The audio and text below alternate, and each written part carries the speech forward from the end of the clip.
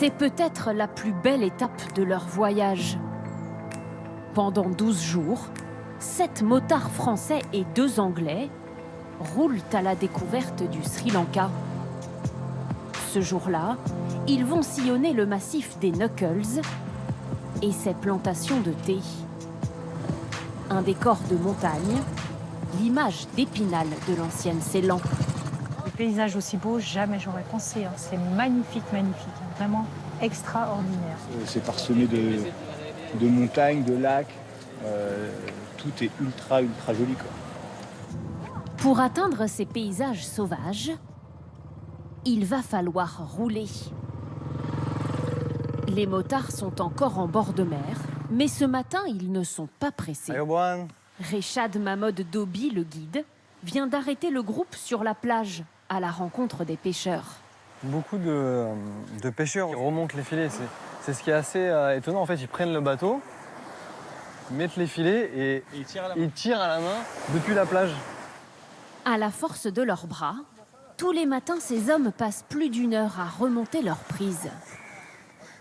Allez, Moine. Rechad voudrait leur donner un coup de main. Allez. Aidé d'Yves Chardon, antiquaire dans la Drôme, et passionné de moto depuis 5 ans. C'est extrêmement lourd. Contrairement à ce qu'on pourrait penser, c'est très lourd. Et d'Abel Pitois, agriculteur en région parisienne. Ouais, c'est exactement ça. C'est l'agriculteur qui donne un coup de main aux pêcheurs. C'est avec plaisir. Cet après-midi, des routes en lacets mènent le groupe au cœur des plantations de thé du Sri Lanka. L'hôtel dans lequel ils vont passer la nuit est au cœur de ce décor qui a fait la renommée du pays. C'est avec ça qu'on fait le thé blanc. Et le thé blanc, on ne prend que le bourgeon, on ne prend que ça. Voilà, et le propriétaire des lieux est français. Philippe Gomez, originaire de Dax, fait visiter son domaine à Romuald Plis, entrepreneur, et Abel Pitois, l'agriculteur. Qui m'interpelle, les mauvaises herbes, comment tu les gères? Les mauvaises herbes? Ouais, parce que je vois des repousses. Ancien consultant, Philippe Gomez s'est installé ici en 2008, quelques mois seulement avant la fin de la guerre civile. Ce qui l'a séduit, c'est l'authenticité de ces terres protégées. Au-delà de 1000 mètres d'altitude, toute construction est interdite.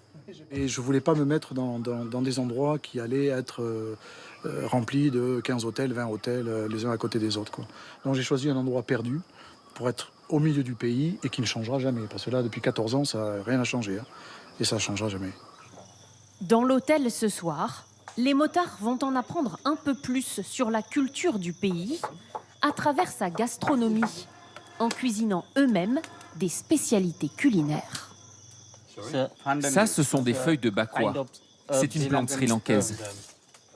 Pendant 1 heure, le chef va les accompagner, animé par l'envie de partager ses recettes avec ses touristes de passage.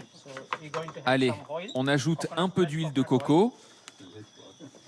Comme ça, en rentrant en France, vous pourrez cuisiner des currys sri-lankais.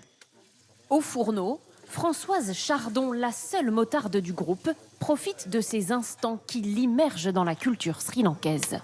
La cuisine, c'est une place tellement importante. Puis nous, Français, on aime tellement bien manger. Est-ce que c'est assez salé? Ça, oui. Il y a assez de sel? Ah oui, c'est bon. Very good. Ce soir, les motards ont préparé un repas somptueux. Des assiettes exotiques, variées et colorées, à l'image du Sri Lanka, la perle de l'océan Indien.